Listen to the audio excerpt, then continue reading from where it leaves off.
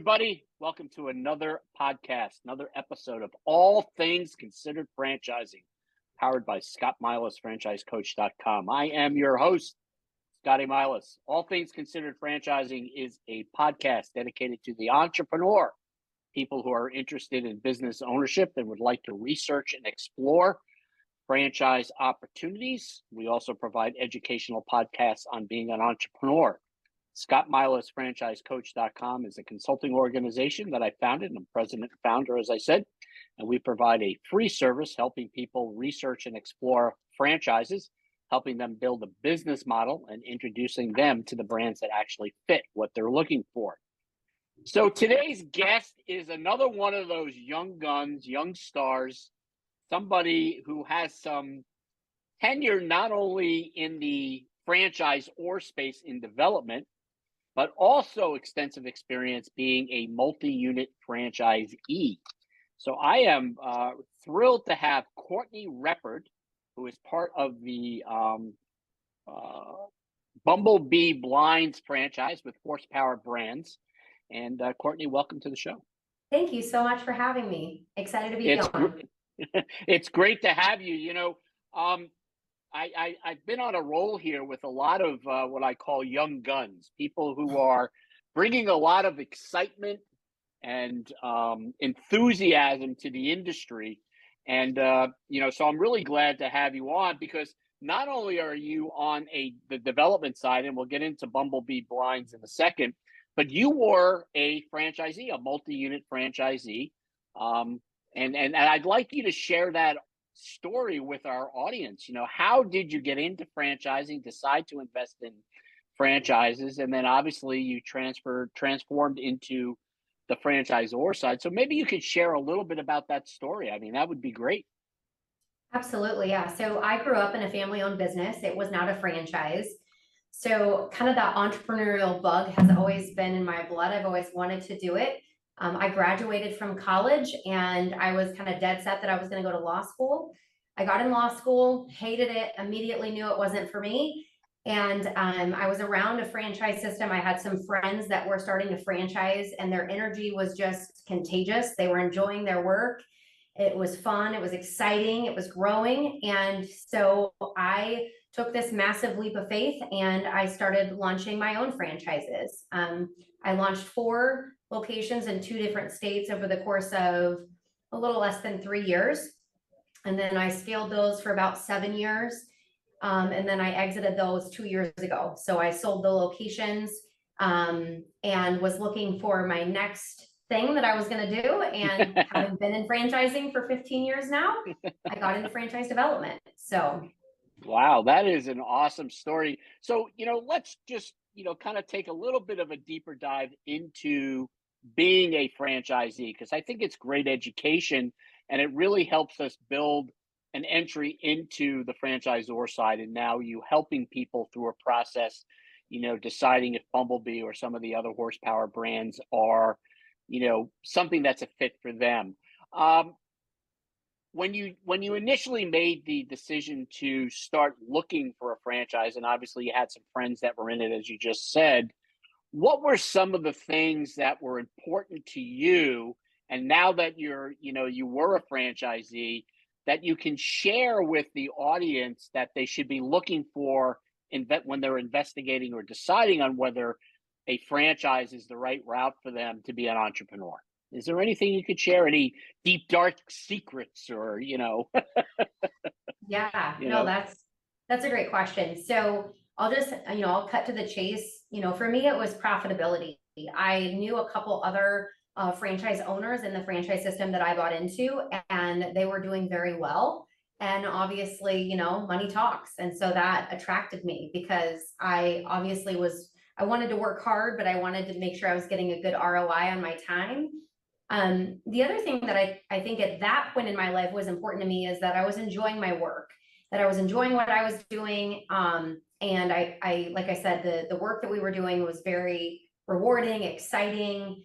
And so that kind of drew me to the industry as well. And then obviously just, the support that I needed growing up in a family-owned business. I saw some of the growing pains of, it was a successful family business, but you do see the growing pains of not having maybe the infrastructure and the support and the systems and processes kind of all figured out. And I was attracted to having just a lot of different things checked off the box automatically for me. And so those were a few of the things that I kind of looked at and evaluated when I ultimately picked the franchise model that I did. To pick your brain a little bit further on that, just to share some information with the audience, validation is important. Most brands, most brands have an item 19, but validation isn't always about the item 19. So when you talk about the validation and the ROI, and then you talk about systems and support, was there any unique way or anything you can share with the audience on how you got that information? Or was it really just talking to existing franchisees and asking the right questions? It really was talking to, I would say, existing franchisees under the portfolio, and understanding their profitability and their margins, and how quickly they were scaling, and what type of volume business they were running. That is truly, I would say, the biggest chunk of the decision that I made was just the overall profitability and margin of the business that I was looking at. That is, everything else as I got into it, I was attracted to the branding and the marketing and the logos and those types of things too. But ultimately, the big kicker for me was the profitability and margin of the business. Interesting. I was talking to somebody else from Horsepower, and we were talking about the advantages of joining a franchise system, becoming a franchisee versus an independent. And you touched on the family challenges of being an independent. There are a lot of independent successful stories there, just as there are franchisees. But I think one of the things that I've learned, and I try to educate my clients on, is that when you invest in a franchise, you're starting, to use a baseball analogy, you're starting on third base. In an independent, you're at home plate with the bat in your hand, and now you're trying to get to third base. So, is that a good analogy? Did you find that a lot of your experiences in the family business and knowing how hard it was to develop those systems, best practices, how it was a little bit more timely and easier being in a franchise system? Absolutely. When I look at the revenues that I was achieving, year 1, year 2, and year 3, I, with confidence, can say that I would not have hit those revenues without being in a franchise system with infrastructure, marketing support, lead generation support. I could have eventually probably scaled to those doing it independently, but it definitely would have taken me another 2 to 4 years, I would say. So, if not longer, and hurdles and hiccups and roadblocks. So yes, I can definitely say that for me personally, it totally put me on the fast track to hitting the type of cash flow and revenues and profitability that I was looking for. Great. Well, let's switch gears, because then you took all your experience. Obviously, you sold. I imagine there was an ROI. One of the things that I always talk to my clients about is, what's that exit strategy? People don't think about it. Do you want to build a business that you can eventually sell? And obviously, if you have a P&L that shows, that's profitable, then you can turn around and sell it. There are certain businesses that you just aren't going to be able to sell. Sometimes consulting businesses, that's a different subject. But you decided to get into the franchisor part, and you landed with Horsepower Brands, Josh and Zach, very successful franchise sales organization. I would say probably one of the top FSOs with that support mechanism for franchisees. And you're working on development in Bumblebee Blinds, a service-based business. I would say probably primary residential, or there is probably some commercial side to that business. Tell us a little bit about the business model, and then we'll get into the types of franchisees that are in the business and what you're looking for, and go from there. Absolutely. So we are a full window treatment franchise. So we do everything interior, exterior. We do residential and commercial, like you mentioned. This business model, I would say, is very scalable while also being very simple. So we don't have any inventory. Everything is a custom order. You only have one sales vehicle that you need. And we do have both the owner operator as well as the executive model. So depending on, what that owner is looking to do, whether they're keeping their corporate America job or they're wanting to run an owner operator, we do have both of those models. I am excited about the opportunity because of the consumer demand in the window industry, but also just some of the simplicity that sometimes doesn't always exist in business models. I think there's a lot of more simplistic concepts that can be a little bit trickier maybe with some of the other models that exist out there.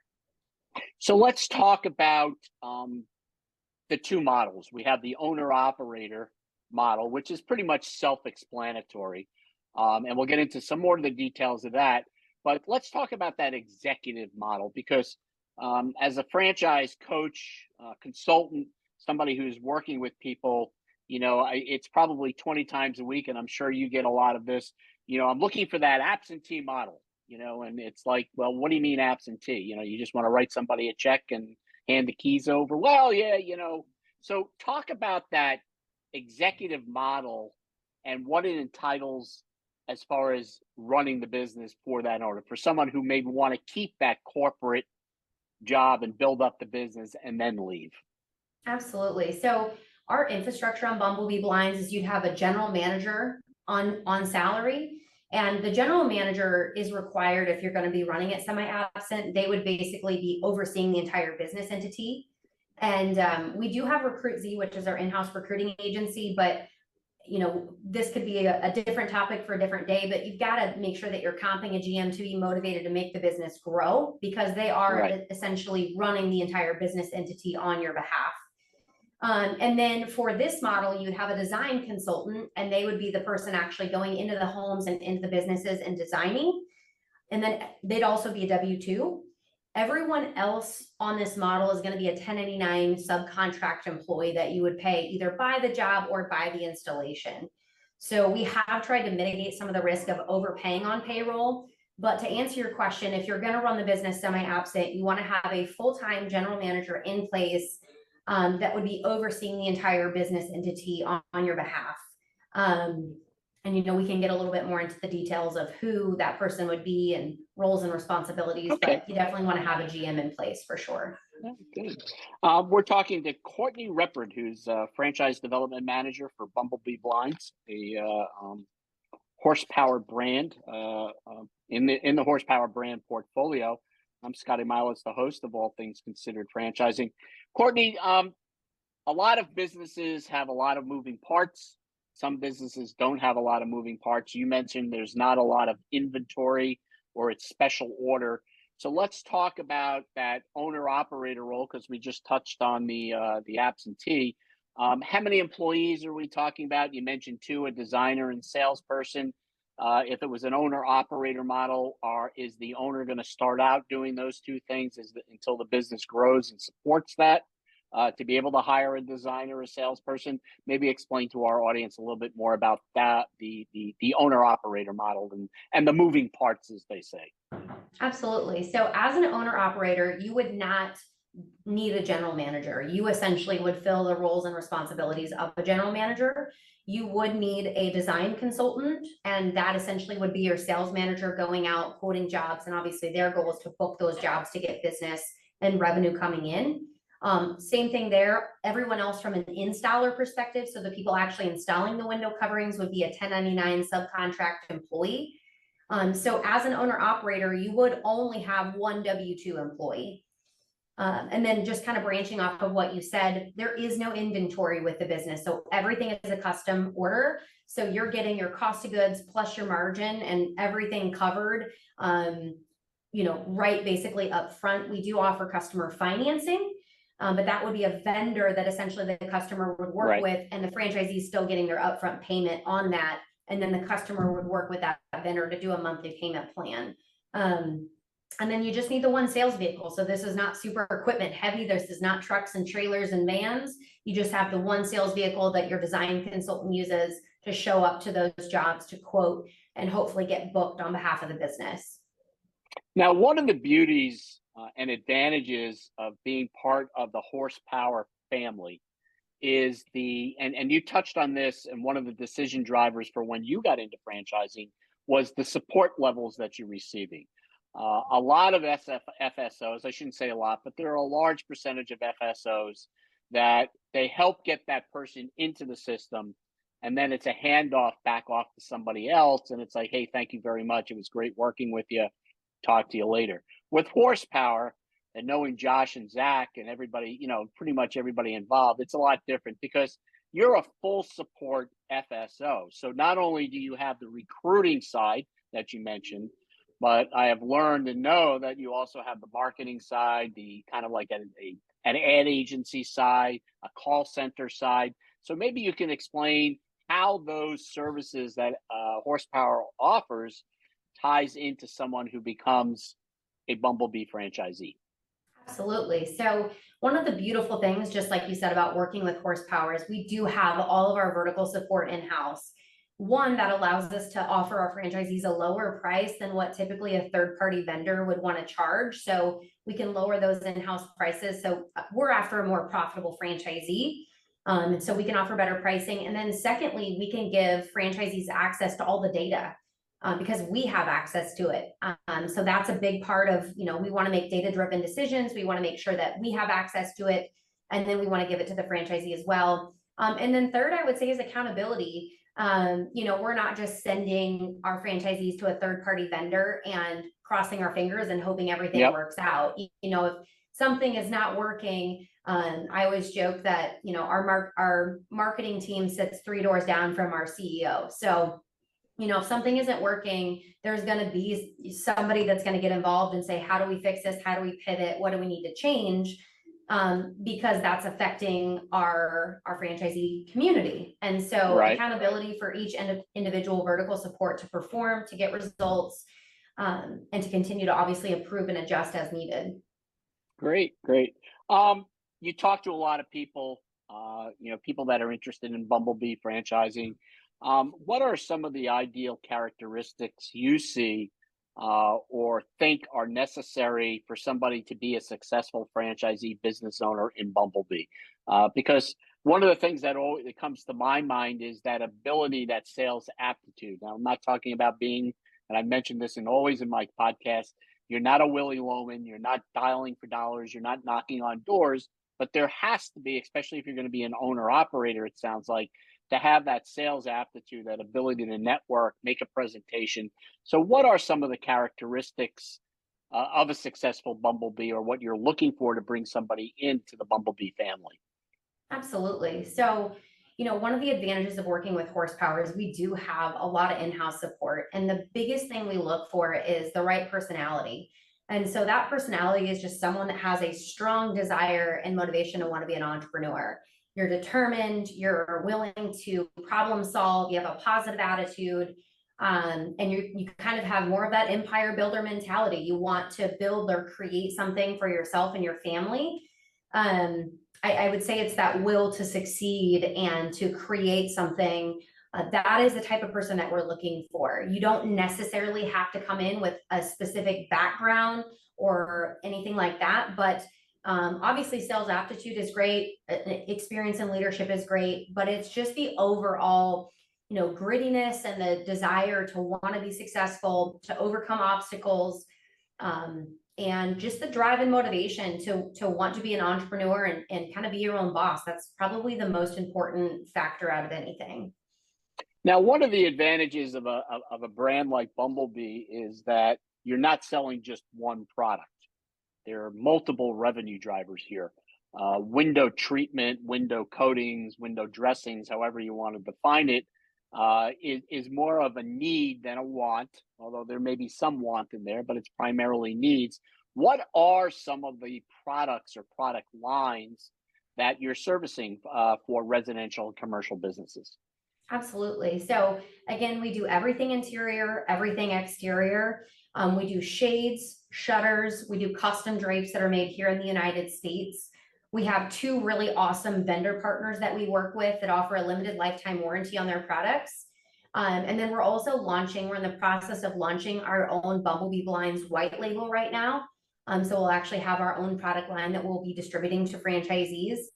But as far as product line goes, so pretty much when it comes to window coverings, if there's a product for it, we can do it. So again, it would be, blinds, shades, shutters, custom drapes, anything interior, anything exterior. And the cool thing is we can actually showcase all of that on a visualizer tool. So we have a tablet that we can take a picture of window coverings or your windows in your home or business, and all those products are downloaded on there, and we can kind of play around, show you the different types of products, the different types of colors, so you can see it in real time. Right. So you get that visual effect. That's great. That's awesome. Again, we're talking to Courtney Reppert, who's a franchise development manager over at Bumblebee Blinds, which is a horsepower brand. Courtney, just maybe educate our audience a little bit on the item 7 investment level. What it takes to get in financially, requirements. As far as being an investor, franchisee within the business model.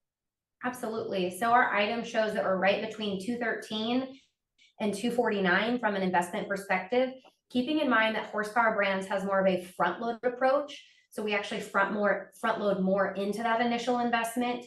We find that it helps franchisees get cash positive faster. And that way, the first year, especially in business, pretty much all of your expenses are front loaded into the loan. So that way you can just focus on scaling and growing the business versus having some of those monthly expenditures pulling out of your cash flow. And then from a liquid capital requirement, we're about 70,000 in liquid capital is what we require for the brand. It is the lowest investment brand of any of our 7 current brands under the portfolio. And so we attract a lot of people that are obviously, they love all the bells and whistles of horsepower brands, but maybe they want to get into that in a lower investment price point. That's exactly what Bumblebee Blinds would be. Yeah, just to educate our audience on the front load part, and correct me if I'm wrong here, Courtney, what you're talking about is that when you take your item 7, the 213 to 249, you're front loading marketing expenses, cash flow expenses, maybe it's some vehicle, but I mean, there are different front loading versus just saying you need X to start the business. And then once you get started, you're going to need everything else. Because I think as a franchisee, a former franchisee, multi-unit owner, that one of the reasons that franchisees fail or people fail in business is they're not funded correctly.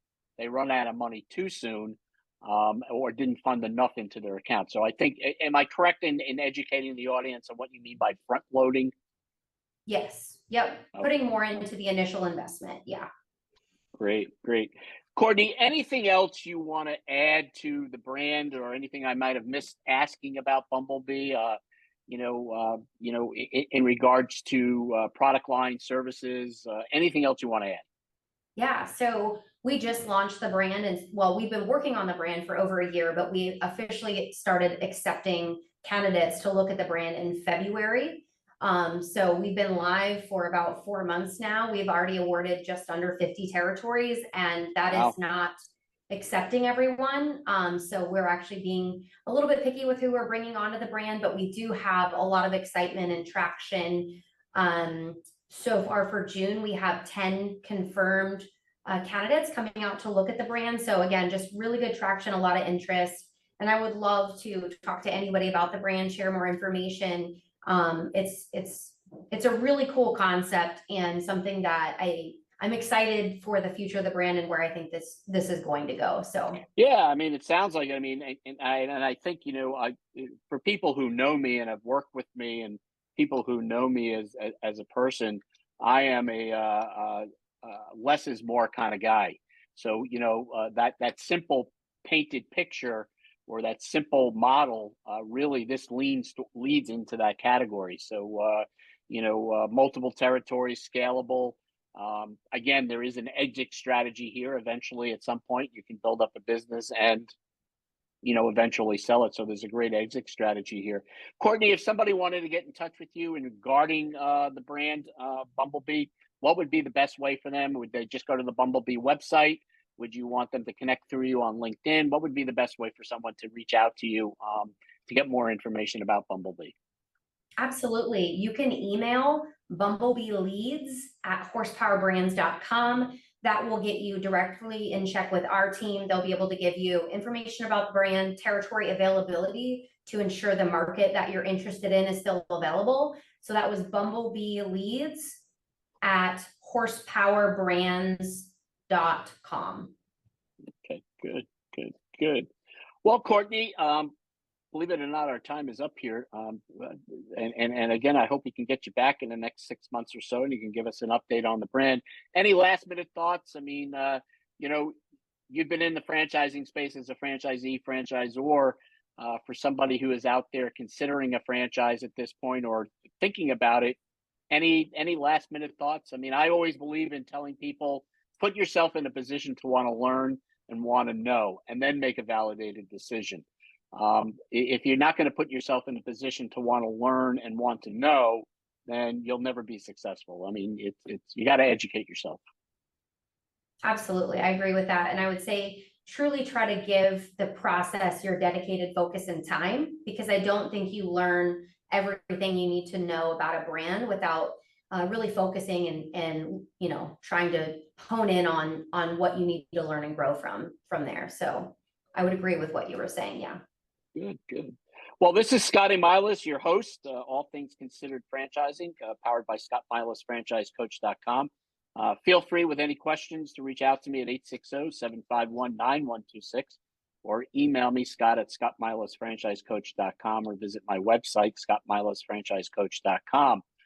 Contact Courtney directly if you want some more information about Bumblebee Blinds. If you're interested in additional horsepower brands, feel free to reach out to me. This is Scotty Milas, All Things Considered Franchising. Thanks for joining me, and until next time, make it a great day.